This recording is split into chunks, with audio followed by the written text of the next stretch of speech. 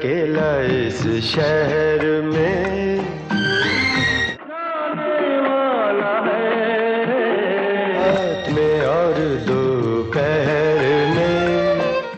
दोस्तों, क्या आप यकीन करेंगे कि 70 का वो सुनहरा दशक जहां हर तरफ सुपरस्टार्स का बोलबाला था, वहां एक ऐसा कलाकार एंट्री लेता है जो दिखने में बिल्कुल आपकी और मेरी तरह एक आम इंसान था।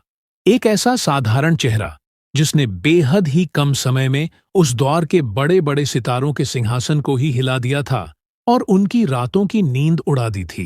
दाएं में हेमा मालिनी, बाएं में जीनत अमान। जी हां दोस्तों, हम बात कर रहे हैं बॉलीवुड के सादगी के सुल्तान अमोल पालेकर साहब की, जिन्होंने पूरी फिल्म इंडस्ट्री को चिल्ला चिल्ला कर ये बता दिया था कि हीरो बनने के लिए सिर्फ स्टाइल की जरूरत नहीं होती, सादगी से भी पूरी दुनिया को अपना गुलाम बनाया जा सकता है। किससे आउट हुआ, लोगों को डाउट हुआ, मेरी वजह से वो। लेकिन दोस्तों, जैसे जैसे अमोल पालेकर की कामयाबी का ग्राफ ऊपर जा रहा था, बॉलीवुड के आलीशान बंगलों में नफरत की चिंगारी सुलगने लगी थी।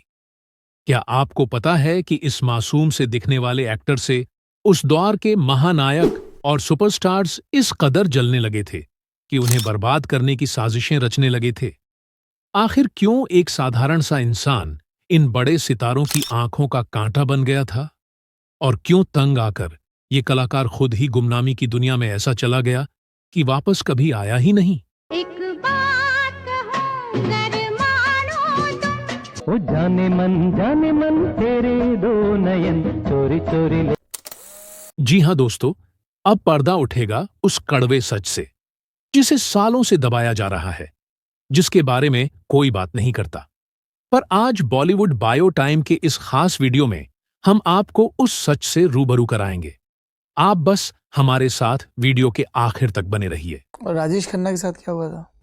नहीं, राजेश खन्ना के साथ वो पैर मारने वाला सीन। दोस्तों, हम बात कर रहे हैं बॉलीवुड के पहले सुपरस्टार राजेश खन्ना के बारे में। वही राजेश खन्ना जिनके एक इशारे पर सड़कों का ट्रैफिक रुक जाता था। आखिर वो अमोल पालेकर जैसी सादगी से इतना क्यों डर गए थे? क्यों उन्होंने अमोल पालेकर को नीचा दिखाने और उन्हें जलील करने में कोई कसर नहीं छोड़ी? क्या ये सिर्फ एक प्रोफेशनल ईर्ष्या थी, या फिर राजेश खन्ना के अंदर का वो अहंकार जो किसी दूसरे को उभरते हुए नहीं देख सकता था? मुझे हमेशा ये लगता है कि किसी भी आदमी को, और पर्टिकुलरली सुपरस्टार राजेश खन्ना जैसा, उसको ये जरूरत क्यों पड़ती है कि सामने वाले एक्टर का कद आप कितना छोटा करके मैं कितना ऊंचा हूं ये दिखाने की कोशिश। क्या बॉलीवुड का पहला सुपरस्टार इतना असुरक्षित हो चुका था कि वो अपने ही साथी कलाकारों का करियर तबाह करने पर उतर आया था? क्या राजेश खन्ना की वो कातिलाना मुस्कान, जिस पर लाखों लड़कियां अपनी जान छिड़कती थीं, सिर्फ एक मुखौटा था जिसके पीछे एक नरभक्षक छिपा था? जी हां, आपने सही सुना। आखिर क्यों सादगी की मिसाल कहे जाने वाले एक्टर अमोल पालेकर ने दशकों की खामोशी तोड़कर काका के बारे में ऐसी खौफनाक बात कही, जिसे सुनकर आज पूरी इंडस्ट्री सन्न है? आप हो सुपरस्टार ही हो, मैं उनको नरभक्षक एक्टर कहता हूं। ऐसे नरभक्षक एक्टर्स में तो मैं हूं नहीं। क्या राजेश खन्ना अपनी चमक बचाने के लिए दूसरे एक्टर्स के टैलेंट को कच्चा चबा जाना चाहते थे? क्या इस बॉलीवुड में सुपरस्टारडम का मतलब सिर्फ दूसरों को कुचलना होता है? 70 का वो दशक जहां एक तरफ सादगी के सम्राट अमोल पालेकर थे और दूसरी तरफ अहंकार के शिखर पर बैठे राजेश खन्ना। और मुशाए, जिंदगी बड़ी होनी चाहिए, लंबी नहीं। यकीन मानिए, फिल्म आंचल के सेट की ये कहानी सुनकर आपका कलेजा कांप जाएगा।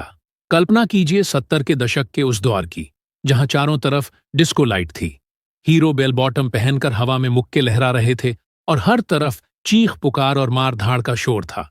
उसी शोर शराबे के बीच एक शख्स दबे पांव आता है, आंखों पर चश्मा, चेहरे पर एक मासूम सी मुस्कान और हाथ में एक साधारण सा थैला। वो शख्स कोई और नहीं बल्कि बॉलीवुड की सादगी के सम्राट अमोल पालेकर थे। अमोल पालेकर साहब सिर्फ एक एक्टर नहीं थे, वो हम और आप जैसे आम इंसान की पर्दे पर परछाई थे।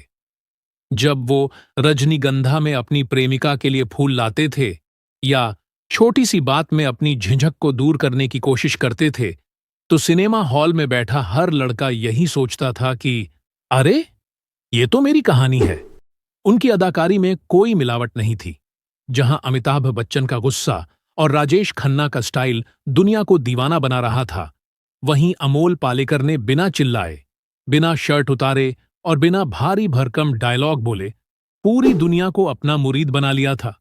गोलमाल के रामप्रसाद हों या बातों बातों में के टोनी, अमोल जी ने साबित किया कि हीरो बनने के लिए सुपरमैन होना जरूरी नहीं, बस एक इंसान होना काफी है। लेकिन दोस्तों, चमकती दुनिया का एक काला सच ये भी है कि यहां उगते सूरज को सलाम तो सब करते हैं, लेकिन जब वो सूरज दूसरों की रोशनी छीनने लगे तो जलन और ईर्ष्या की आग भड़क उठती है। कामयाबी की बुलंदियों पर बैठे अमोल पालेकर की सादगी उस समय के सबसे बड़े सुपरस्टार यानी काका राजेश खन्ना की आंखों में खटकने लगी थी।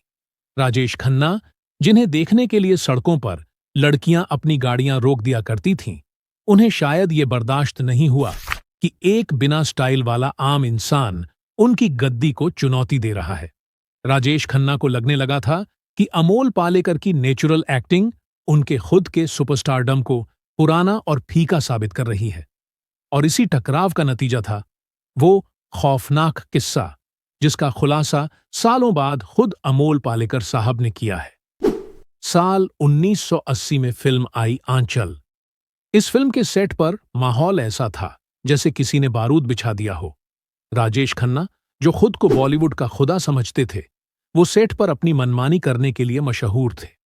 कहा जाता है कि राजेश खन्ना जानबूझकर सेट पर घंटों देरी से आते थे ताकि अमोल पालेकर जैसे कलाकारों को इंतजार कराया जा सके।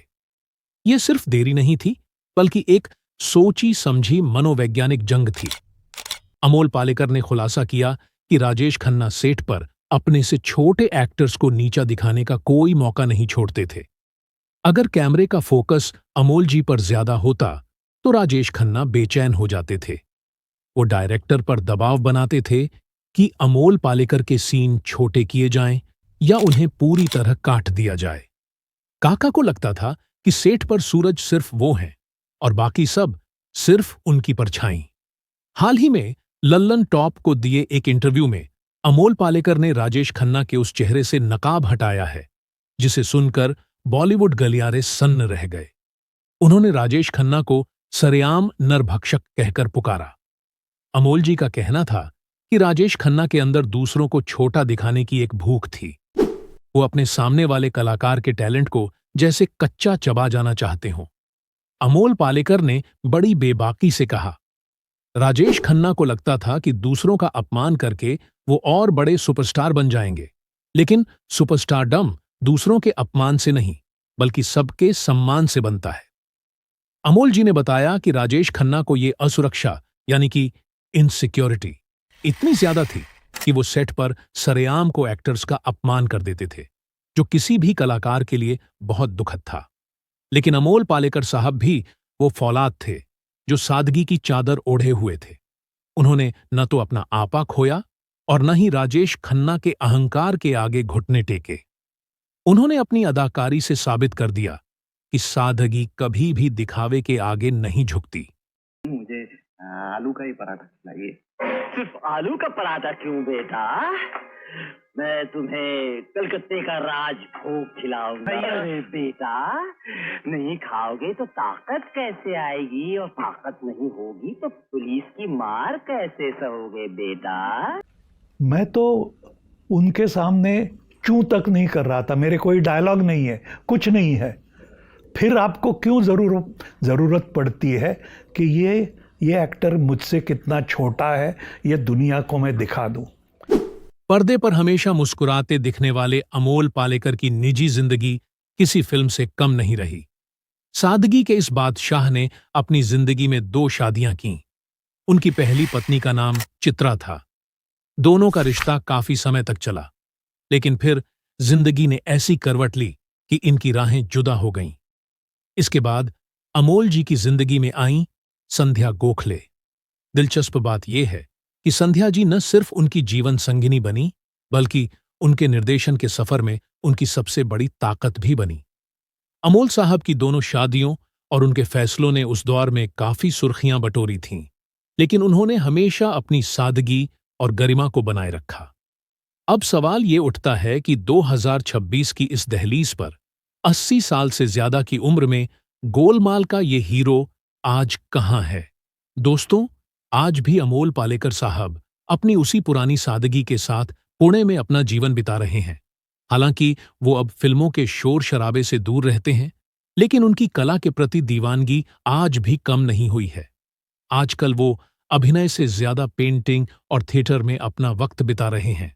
वो आज भी नए कलाकारों के लिए वर्कशॉप्स करते हैं और उन्हें अभिनय की बारीकियां सिखाते हैं। 2026 में भी उनकी सेहत और उनकी वो मनमोहक मुस्कान बिल्कुल वैसी ही बनी हुई है। वो अक्सर सामाजिक मुद्दों पर अपनी बेबाक राय भी रखते हैं, जो ये बताता है कि मिडिल क्लास हीरो का वो जज्बा आज भी उनके अंदर जिंदा है।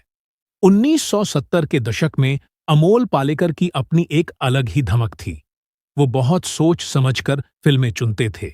आपको जानकर हैरानी होगी कि अमोल पालेकर ने अपनी पहली फिल्म छोटी सी बात में ही फिल्म फेयर अवार्ड जीता था। उस दौर में बासु चटर्जी और अमोल पालेकर की जोड़ी वैसी ही सुपरहिट बन गई थी जैसी मनमोहन देसाई और अमिताभ बच्चन की जोड़ी थी, और यही वजह थी कि लोग उन्हें छोटे बजट की फिल्मों का अमिताभ बच्चन कहने लगे थे। जहां बड़े मेकर्स अमिताभ के साथ करोड़ों का दांव खेलते थे, वहीं छोटे बजट के मेकर्स के लिए अमोल पालेकर किसी भगवान से कम नहीं थे।